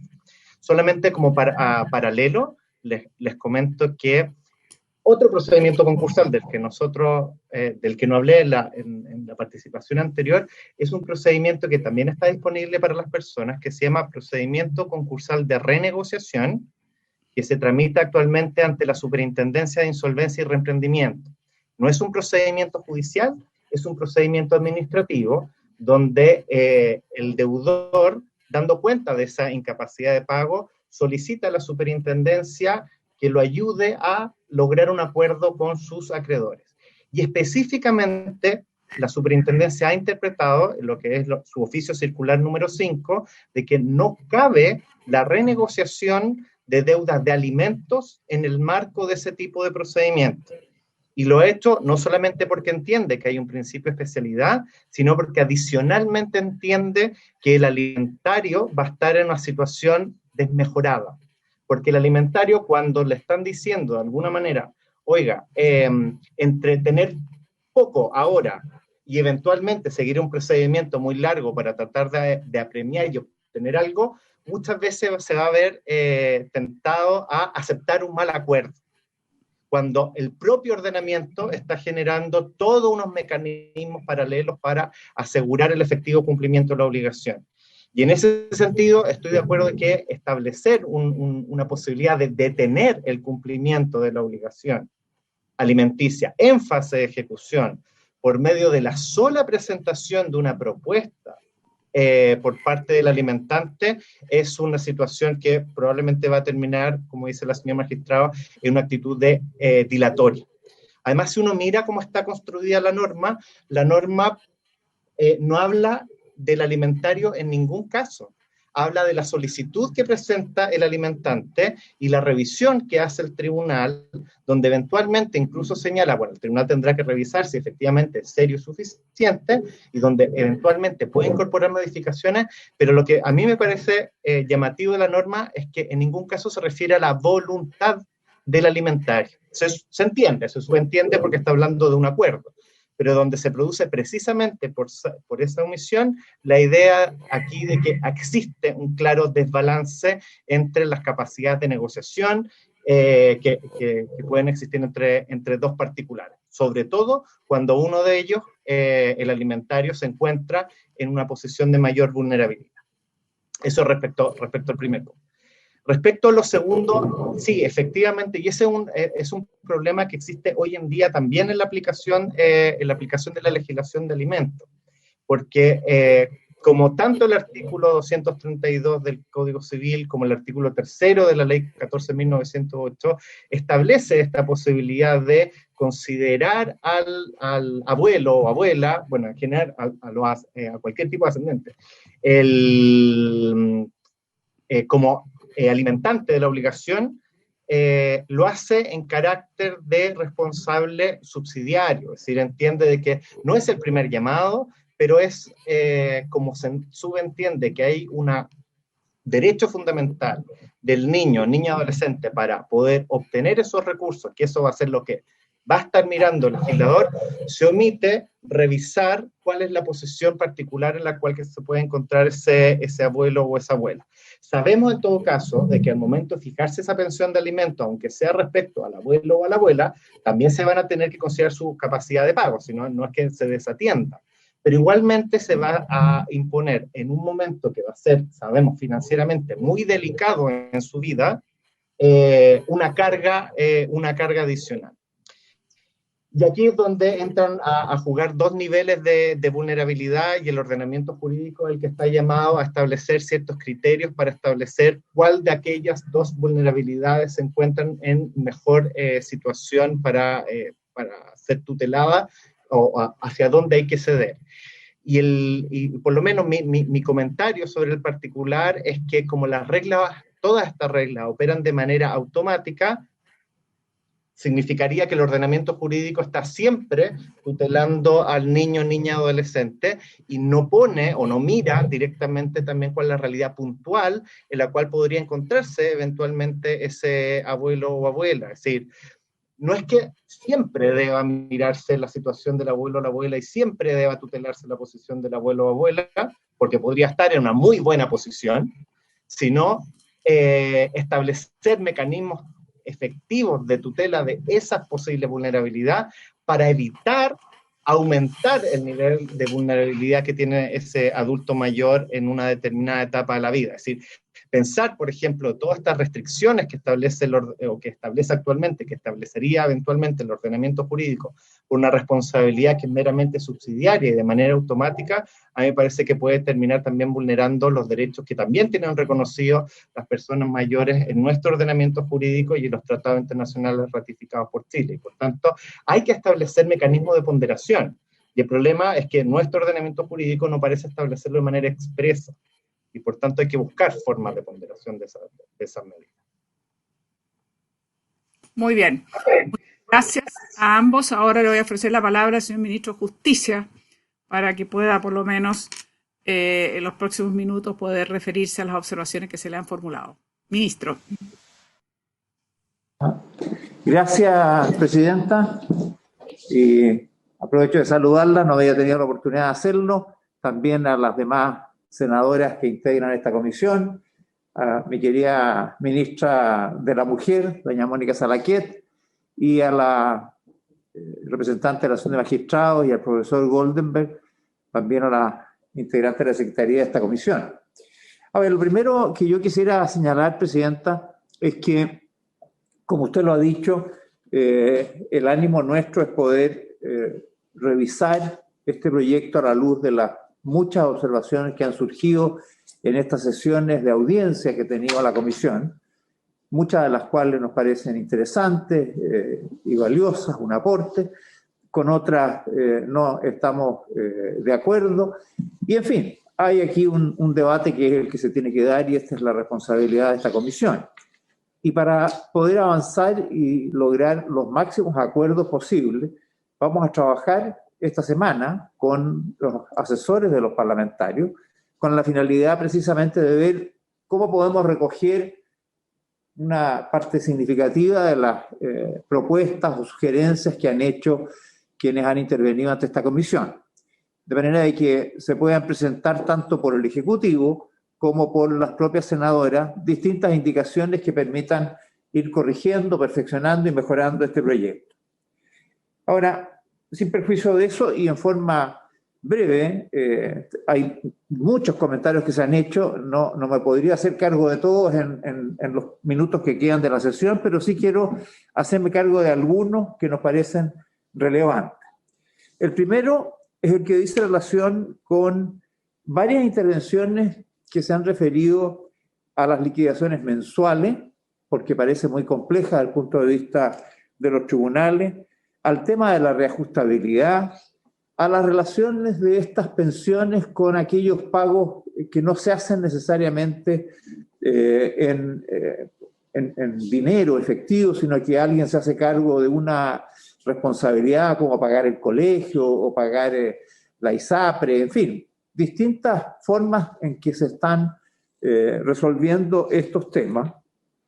Yo sobre eso quisiera decir que nosotros hemos estado revisando esto para ver una fórmula que pueda ser lo más eficaz posible. La verdad es que la mayor eficacia tiene esta iniciativa del registro de deudores de alimentos, es en la medida en que las obligaciones de los pagos de pensión de alimentos se expresan en dinero y que jueces y juezas de familia que determinan estas pensiones las determinen en una unidad que sea reajustable siempre.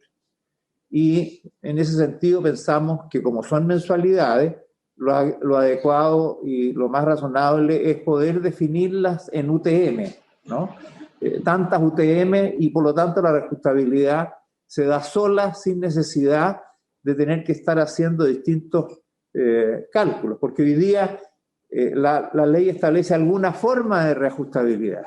Y esa forma de reajustabilidad puede ser que se determine en algunos casos en UF, en IPC, en UTM o algún otro cálculo que se puede hacer, digamos, según, no sé, si son agricultores en el índice que aumenta el precio del trigo. Estoy exagerando, pero quiero decir que hoy día podría haber cualquier tipo de fórmula de reajustabilidad. Lo que queremos nosotros es, para facilitar la liquidación mensual, es precisamente fijar una sola unidad de reajustabilidad. Y de esa manera poder enfrentar este tema con mayor efectividad y no generar una complicación en los tribunales. Yo entiendo cuando los magistrados, las magistradas dicen, oiga, es que aquí nos vamos a pasar el mes calculando las pensiones que tenemos que fijar en esta liquidación mensual. Bueno, si le damos al banco, por decirle, a una sola cuenta del Banco del Estado donde se tienen que depositar, y las pensiones se pagan en dinero, y se obliga a que dentro de, no sé, los primeros 5 días de cada mes se tiene que hacer el pago, el banco le puede entregar el día 6 o 7 al magistrado, a la magistrada, al tribunal de familia respectivo, la liquidación. Pagó, está al día, el magistrado no tiene una carga de trabajo adicional. No pagó, la registra. Y se registra, y si es una vez, no ha pasado nada. Si es una segunda vez y seguimos con el esquema que se determinó por parte de la Cámara, nosotros, recuerdo, habíamos planteado 3 veces continuas o 5 discontinuas. En la Cámara se estableció 2 veces continuas y 4 discontinuas. Eso es una cuestión de carácter convencional y podremos llegar a acuerdo en uno o en otro sentido, pero el banco le va informando mensualmente a los tribunales de familia, y por lo tanto la liquidación mensual no genera una carga de trabajo adicional. Lo que estamos haciendo, y creo que el profesor Goldenberg lo explicaba en algún minuto, aquí es tratando de automatizar lo más posible los procesos, de manera que la alimentaria, la mujer, la mamá, no tenga que estar recurriendo a los tribunales ni interviniendo con abogados, sino que los procesos se vayan haciendo lo más simples posible. E incluso, desde esa perspectiva, reduciéndole la carga de trabajo a los tribunales, porque no van a estar litigando todo el día. Aquí hay una pensión que se determina, alimentos provisorios o alimentos definitivos, según el caso, y esa empieza a operar de inmediato, y cuando no se cumple de acuerdo a la liquidación mensual que hace el tribunal, informado por el banco de la situación de la cuenta, se establece si está cumpliendo o no, y si lleva los 2 o los 3, según el caso, continuos y no cumplió, de inmediato entra al registro de alimentos. En ese sentido, no hay diferencia con los alimentos provisorios. Algo le oía al profesor Goldenberg referirse a alguna inquietud respecto a los alimentos provisorios. Sí, que la misma regla que los alimentos definitivos. Fijaos los alimentos provisorios, y mientras se estén pagando, no hay problema. Si se dejan de pagar, desde el momento que se fijaron, más allá de que después se fijen definitivo o cualquier otra consideración, los alimentos provisorios ya son exigibles, y si no se pagan, se activa el registro de alimentos al igual que como si fueran definitivos. Y de paso, esto es importante a propósito de la inquietud de la senadora Adriana Muñoz, efectivamente hay muchas veces separaciones de hecho que en buen entendimiento la pareja dice ya, nos ponemos de acuerdo en tal cantidad yo pago tanto y con eso estamos al día. Esos acuerdos privados son así y duran a lo mejor eternamente, porque puede haber una buena relación y a pesar de todas las diferencias que los obligaron a separarse, pueden permitir este trato económico sin cambio, pero si se deja de cumplir, no hay posibilidad de que esto se haga extensivo al registro de pensiones de alimentos, porque eso solo pasa por el tribunal. De manera que si se quiebra ese acuerdo privado, para los efectos del tribunal no existe.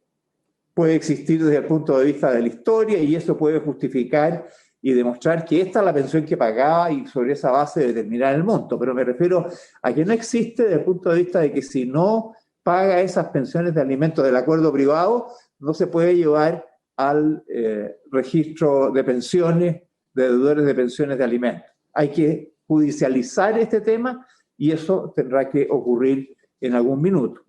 Ahora, también es importante señalar que este sistema, y respecto de la inquietud que planteaba tanto la magistrada Bimasal como antes la magistrada Mónica Geldre, esto no hay que olvidarse que tiene un año de vacancia, ¿no? Porque hay una serie de disposiciones que tomar. Pero para que empiece a funcionar este sistema en forma automática, tiene que el alimentario pedir por una sola vez, la primera vez, que se haga la liquidación. Y por lo tanto, lo que venga de atrás está existente, pero lo que hace operativo el registro es la primera demanda que se puede hacer durante el periodo de vacancia o una vez que entre en plena vigencia la ley. Y en consecuencia, ahí recién empieza a funcionar. Y eso nos va a permitir tener un tiempo de transición entre el actual sistema y el nuevo, que entra en plena vigencia en un año después, pero siempre la primera actuación para que pueda funcionar el régimen de alimentos supone la intervención voluntaria y activa del alimentario, es la primera. Y sobre esa base se va ordenando de ahí en adelante el funcionamiento de este sistema en forma automática. Con lo cual no va a haber un atochamiento ni una congestión y va a ser operativo con una cierta facilidad. Por lo tanto, creo yo que ahí hay un sistema que estamos rediseñando para acoger estas inquietudes y simplificarlas y hacer de esto algo más operativo. En segundo lugar, creo muy importante las observaciones que ha hecho el profesor Goldenberg respecto de los créditos privilegiados. También la profesora Carmen Domínguez le dedicó una buena parte de su intervención a esta materia, porque es un tema muy importante. Parte de lo que nosotros estamos buscando es que se visibilicen las deudas de alimentos. Y hay varias iniciativas que apuntan en ese sentido. Cuando alguien va y recurre al crédito de una institución financiera o de una institución comercial, estamos diciéndole, ojo, existen estos pasivos que usted tiene que considerar al momento de otorgar los créditos. Cuando hace la declaración de patrimonio, que hacen las autoridades, que hacen cerca de 50.000 personas en nuestro país por obligación de la ley, nunca se ha establecido que tengan que estar incorporadas los pasivos, incorporando en ellos las deudas de alimentos. Bueno, estamos visibilizando. Y esto del crédito no es solamente visibilizar, sino que además darle una preferencia para que sea realmente no un crédito balista, uno del lote, digamos, sino que uno que tenga una preferencia, una prioridad, un privilegio de pago. Ahora, el profesor Golden me plantea por qué tiene un tope. Efectivamente tiene un tope en el proyecto. Y esto es una cuestión, bueno, verdad, discutible. No es la única que tiene tope. Hay cierta fórmula que está concebido en donde efectivamente hay algunas de los créditos privilegiados que están en el primer orden que tienen efectivamente topes. Y como son varias las deudas que concurren, por un efecto de una cierta distribución solidaria entre los créditos prioritarios, se han establecido estos topes. Y se dijo, bueno, 120 UF pudiera ser una cifra razonable. A la profesora Carmen Domínguez le pareció razonable. Al profesor Goldenberg dice, ¿por qué tiene que tener tope? La verdad, los dos tienen la razón, por así decirlo, porque son criterios razonables. Pero nosotros hemos creído, precisamente porque el sistema mantiene topes de distintos tipos para asegurar una distribución solidaria del patrimonio del fallido, del que entró en insolvencia, hay limitaciones, como digo, en enfermedad del deudor, en indemnizaciones laborales, en las remuneraciones de los trabajadores. Todo eso nos hace pensar que un tope es razonable y la cifra también. Es difícil definir cuál es el promedio de las pensiones de alimentos que se pagan.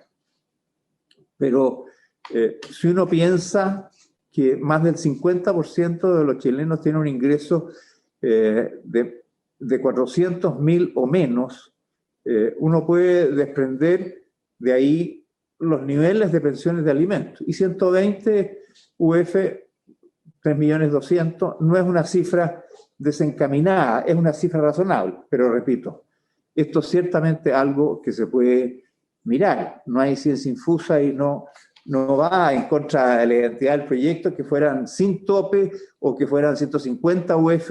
En fin, eso lo entendemos como parte de criterios a discutir. Otras consideraciones que ha hecho el profesor Goldenberg respecto de, por ejemplo, evitar que este se convierta en un crédito subordinado por la aplicación que él explicó muy pormenorizadamente, o la necesidad de que el Tribunal Civil notifique la quiebra para que el alimentario, que puede no saber que está en insolvencia, el alimentante, se entere y pueda hacer presente su crédito privilegiado en esa quiebra. Bueno, me parecen razonables y creo que podemos mejorar nuestro proyecto en ese ámbito. Así que útiles los comentarios que se han hecho y los consideraremos en aquella parte que estimamos tienen debida justificación. Otros comentarios que hicieron en alguna sesión pasada respecto de los beneficios económicos que se le pueden retener a las personas que los reciben, ¿no? Nosotros entendemos que ahí hay efectivamente una inquietud y creemos que se puede mejorar esos beneficios económicos que se están planteando y tratando de asegurar que estos beneficios solamente vayan en retenciones a los funcionarios solo si se entregan, si hay un compromiso de pago y si se excluyen los bonos de estos que son para familias vulnerables o para la cesantía. De manera que también vamos a ajustar las limitaciones de quienes pueden recibir beneficios económicos que están pensadas para quienes vayan a recibir recursos para actividades productivas, ¿no? Créditos de carácter asistencia económica para que alguien pueda realizar un emprendimiento, los que realizan el FOSIS, el COTEC, Corfo, en fin, distintas instituciones, pero vamos a hacerlas solo cuando hay se van a poder entregar si hay un compromiso de pago y vamos a excluir aquellos que afecten a familias vulnerables o cuando se trata de cesantía. Y también se hizo mención a la retención que tenían los funcionarios públicos cuando entraban a trabajar, porque se estableció, nosotros en el proyecto original habíamos establecido 10% y en la Cámara se subió un 20%. Ahí hay una diferencia, se dice que la mayoría de los sueldos debería, como son más bajos, digamos, deberían quedarse en el 10%. Pero nos parece razonable que eventualmente para las autoridades superiores, los que tienen cargos de esos elegidos por la ADP o rentas superiores a un monto que fijaremos convencionalmente, esas tengan una retención del 20%, porque por su magnitud pueden estar en condiciones de pagarlo sin verse seriamente afectados en lo suyo. Se ha hecho también, a propósito de esto, mención al 50% del límite que establece la ley para de definir los alimentos respecto de la remuneración del alimentante, que pasa a ser 60% si hay 2 pensiones de alimento más en juego. Bueno, nosotros no entendemos que este sea parte del objetivo de este proyecto. El objetivo de este proyecto es asegurar que cuando se hacen pensiones, se definen pensiones, estas se efectivamente paguen.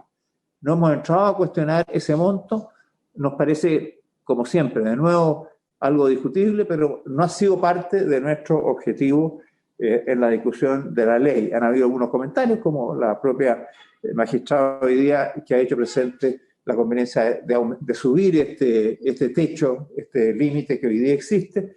Es algo probablemente muy discutible, pero no nos ha parecido conveniente incorporarlos en esta idea, cuyo propósito es asegurar de una manera no judicial y no sancionatoria el pago de las pensiones de alimentos.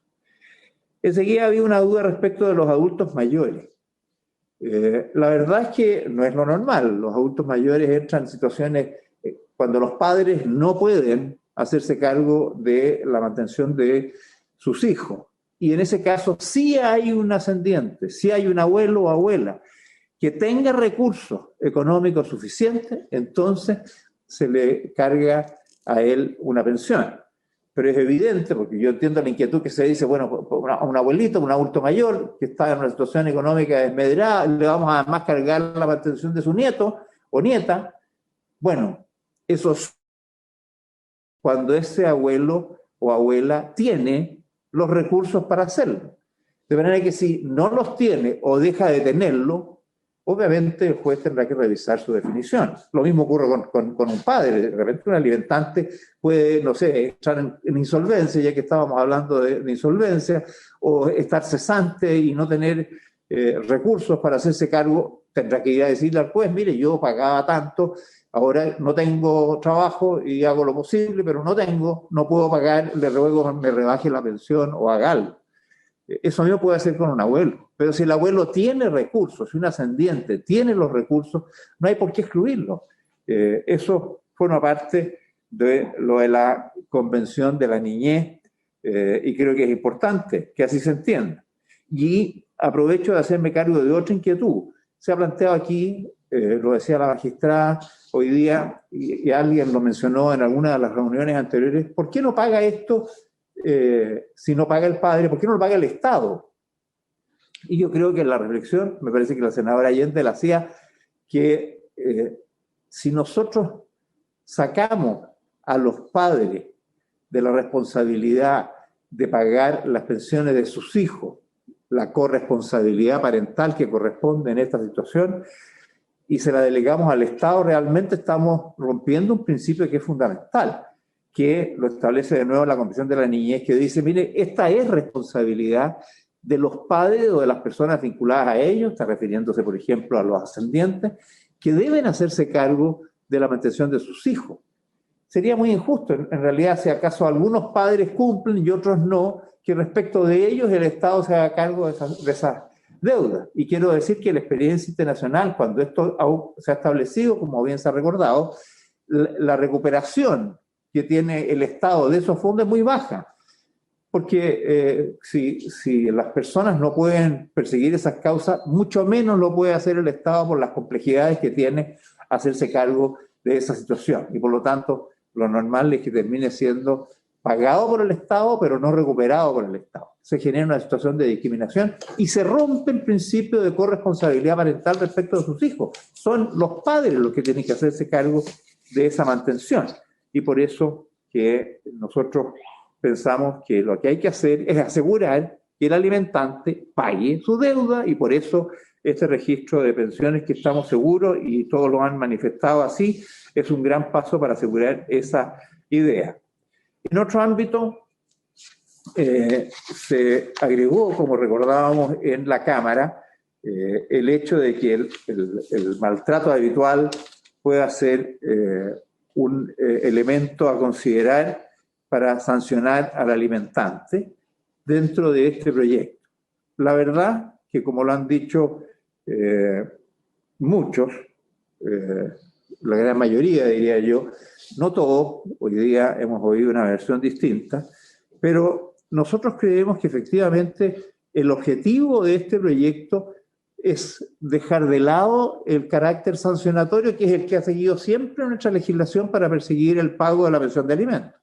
Porque no ha funcionado. Seguimos con grandes deudas alimentarias y seguir sancionando y convirtiendo el no pago en maltrato habitual y por lo tanto entrar en la vida de considerarlo un delito de violencia intrafamiliar va en la misma lógica que no es la que estamos siguiendo. Y por eso, como la inmensa mayoría de quienes han opinado consideran que no corresponden a los objetivos de esta iniciativa, creemos que más bien hay que sacarlo que mantenerlo, para asegurar que la lógica de presión sobre el pago de los alimentos se haga por la vía del registro, más que por la vía de sanciones o de amenazas de sanciones de carácter delictual. Y lo mismo podemos decir con el registro de prófugo. La verdad, este registro no funciona de la forma online que uno entiende que son los registros, por las dificultades que hay para mantenerlo actualizado. Pero además, los que no pagan, los alimentantes que no pagan, no son prófugos de la justicia, literalmente.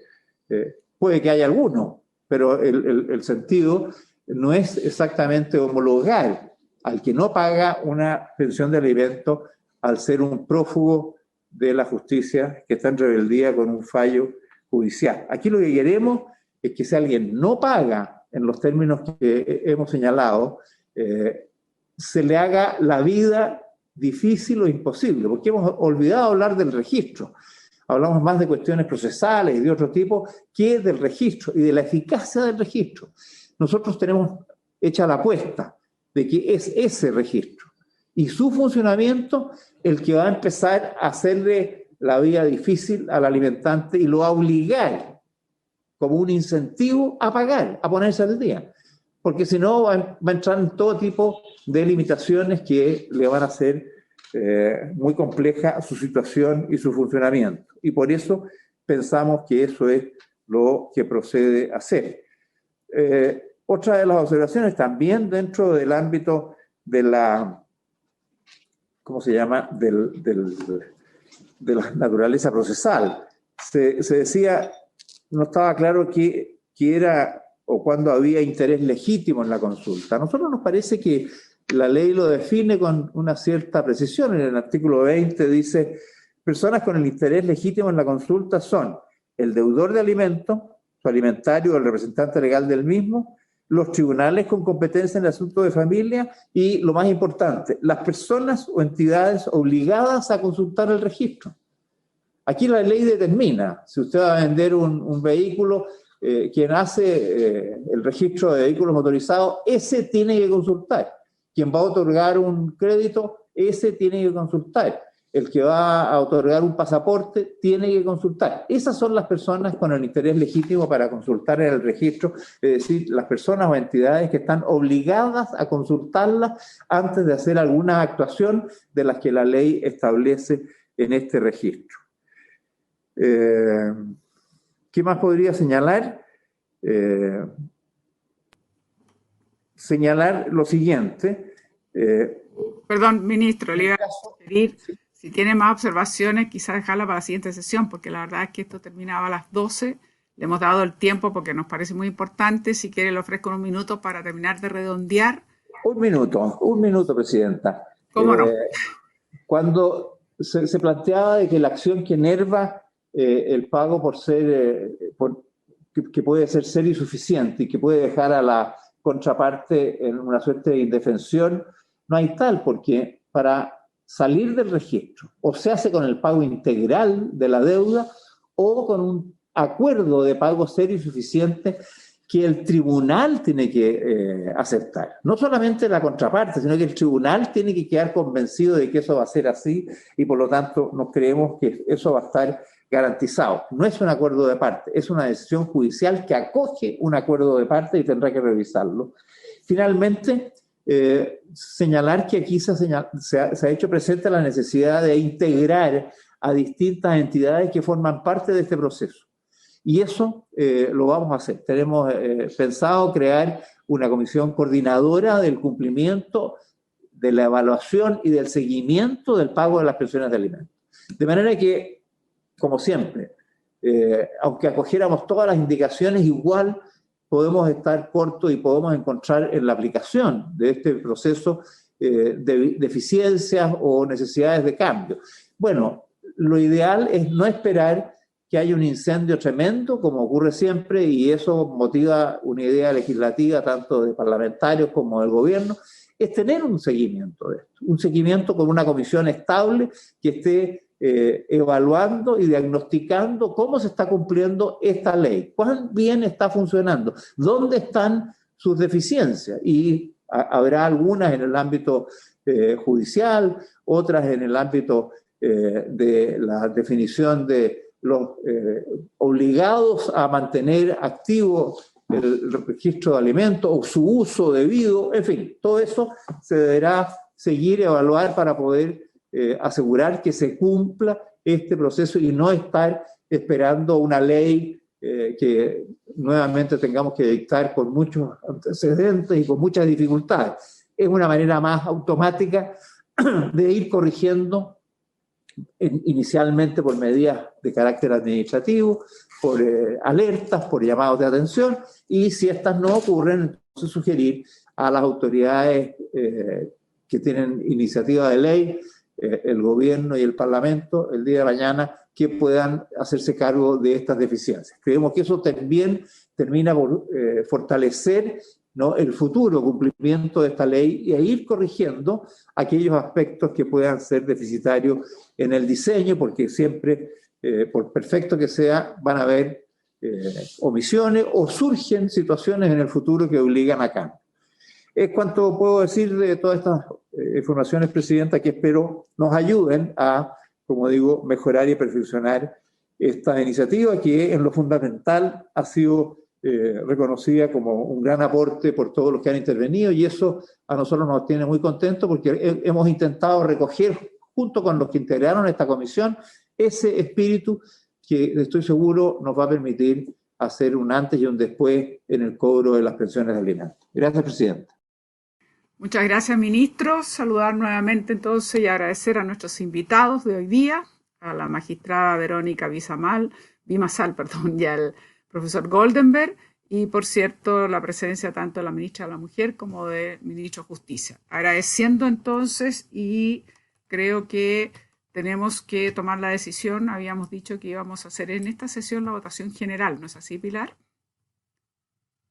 Ya está votado en general, presidente. Perdón, estaba votado, entonces ya son tantas las cosas que ya se me olvidó. Entonces, lo que nosotros pretendemos después es poder avanzar en general en particular, para poder esta comisión de trabajo que se arma con los asesores para avanzar en todo lo que se requiera. Muy bien, por haberse cumplido el objeto de esta sesión. Presidenta, sí, es que estamos bien atrasadas, senadora, bien atrasadas. Sí, es que es solo una petición de la comisión que es bastante importante y urgente porque tiene que ver con un oficio, Presidenta, ojalá desde esta comisión para la Contraloría y alarmaba, especialmente por lo que está pasando con el pago de la segunda extensión del postnatal de emergencia. Mire, hay demasiadas irregularidades con respecto a algunos organismos administrativos que son del sector público, por cierto, y en la Armada nos han llegado muchas denuncias de mujeres que le están haciendo un cálculo que no corresponde respecto de la remuneración, entregando solamente un 50% de sus pagos, y es completamente contrario a lo que dice la ley, a que nosotros mismos conversamos y debatimos. Entonces, saber si es que podríamos generar un oficio, Presidenta. Yo, si quiere, puedo hablar con la secretaria, con Pilar, para ver los detalles, para no demorar más la situación, pero creo que es importante que lo hagamos como Comisión de Mujer desde el Senado, Presidenta. De acuerdo, senadora, le pido que hable con la Secretaría y yo creo que junto a la senadora Muñoz podemos aprobar la idea de, en términos generales, lo que ha dicho la senadora Sabat. ¿Habría acuerdo entonces para mandar el oficio a la Contraloría? Sí, Presidenta, hay mucha irregularidad, nosotros como mesa de género que existe en este Senado con la sociedad civil de más de 100 organizaciones de mujeres. Estamos haciendo una presentación a la Comisión de Trabajo, porque no solo está esta irregularidad en la Armada, en Carabineros, en el Ejército, en todos los servicios públicos han asumido un procedimiento particular de cada servicio, interpretando cómo se entrega el beneficio. También está sucediendo con las trabajadoras dependientes e independientes. Entonces, hay una irregularidad absoluta en la aplicación de la ley, presidente, y lo vamos a tramitar también en la Comisión de Trabajo. Podríamos también hacer la presentación, porque hay una encuesta que hicieron organizaciones de mujeres, Maternidad Digna, en donde todas estas irregularidades se han planteado en más de 400 casos de mujeres. Así que podemos tener una sesión acá, como también la estoy solicitando a la presidenta de Trabajo, Carolina Goich. Muy bien, senadora, creo que lo que usted está diciendo es muy relevante, así que le vamos a pedir que la próxima sesión iniciemos con una presentación, por lo menos, para tener absoluta claridad, más allá del oficio que pide la senadora Sabat, pero no es suficiente y por lo tanto vamos a pedir. Como está la ministra de la Mujer, le pedimos que tome nota de todo esto para que ellos se muevan también para ver, hacerle un seguimiento rápido, qué son los antecedentes que se están entregando, así que también le pediría que le entreguen antecedentes que ustedes tienen, senadora Muñoz, senadora Sabat, a la ministra de la Mujer para que podamos avanzar más rápidamente en detectar las irregularidades o arbitrariedades que se puedan estar cometiendo en la aplicación de esta ley. Muchísimas gracias y por haberse cumplido el objeto de esta sesión, se levanta. Muchas gracias. Recording stopped. Gracias. Muy bien. Hasta luego, gracias. Gracias, hasta luego.